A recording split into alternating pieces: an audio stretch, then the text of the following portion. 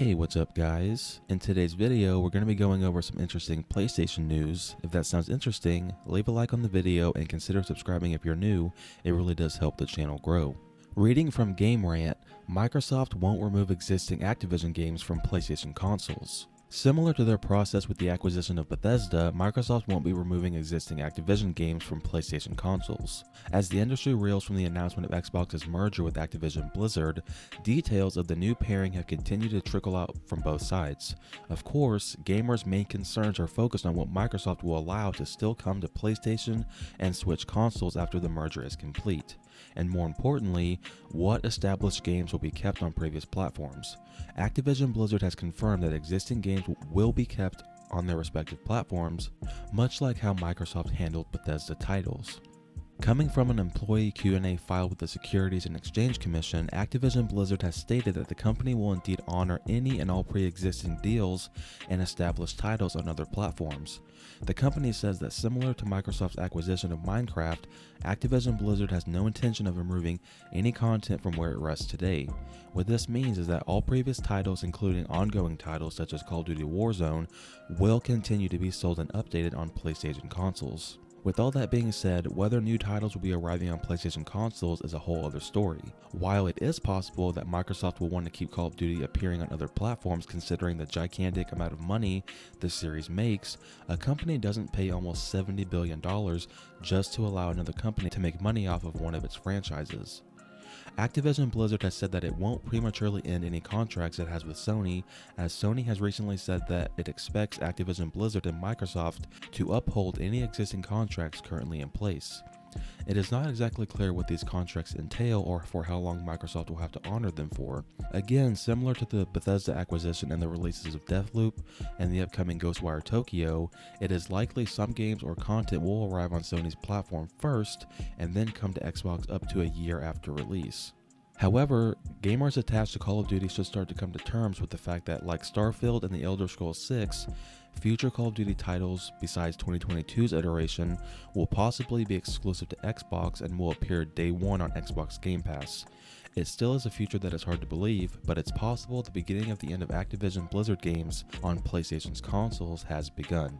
So yeah, I know a lot of people were really worried about Call of Duty not ever being on PlayStation ever again, and that probably is true, but at least for this year, for 2022, it's been confirmed that whatever the next Call of Duty game is, probably Modern Warfare 2, it will be coming out on the PlayStation as well as Xbox.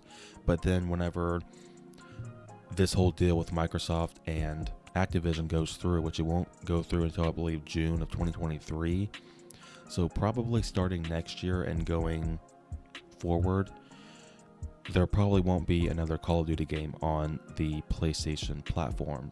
I mean, obviously, yeah, Sony did come out and say that they were hoping that Microsoft and Activision would uphold their deals they already struck to allow their games to be on PlayStation's platforms, and it's nice to see that not only Activision but Microsoft themselves, because Phil Spencer came out and said that he still wants some games to come out on the PlayStation. It would make sense for a series like Call of Duty to come out on PlayStation because that would just mean more money for Microsoft and Activision Blizzard. But yeah, it is nice to see that they're, honoring their agreement. They're not going to end it early or prematurely. I mean, hopefully, I wouldn't be shocked. It is the gaming industry after all. But yeah, this is just really interesting. I'm really glad that at least this year's Call of Duty is going to be on the PlayStation, because if it is Modern Warfare 2, that is the most excited Call of Duty game I've been excited for in a very long time.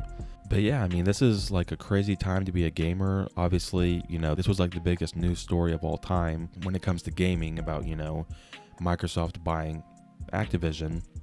And also Phil Spencer was talking about how he wants there to be new games for Spyro and stuff, which that does suck, because if they ever do make another Spyro game, it will be an Xbox exclusive, so that is kind of bad news for me, obviously, because you guys know I'm a PlayStation gamer, and I know this is a PlayStation channel, and some of you might be why is this guy talking about Xbox recently, and the only reason I really am is because this whole Microsoft deal with Activision, like it's not just about Xbox, it affects Nintendo and PlayStation, and also I'm mainly talking about how like this affects PlayStation.